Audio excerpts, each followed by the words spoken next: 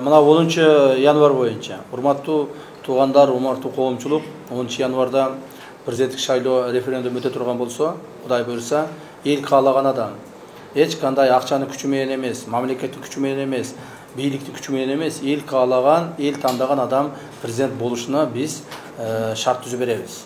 Шарт түзүп беребиз.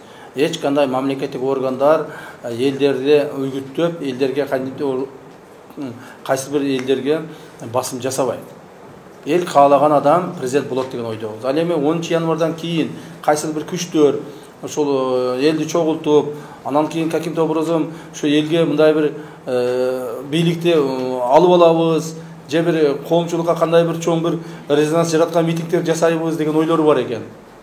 Митинг жасоо ар бир адамдын өзүнүн эрки. Бирок коомдук тартипти бузганга биз жол бербейбиз. Так, жол бербейбиз. Эгерде кайсыл бир кандидаттар, биз ал кандидаттарды билебиз кимдер экенин. Алардын кантип иш кылып атканынан бери билебиз.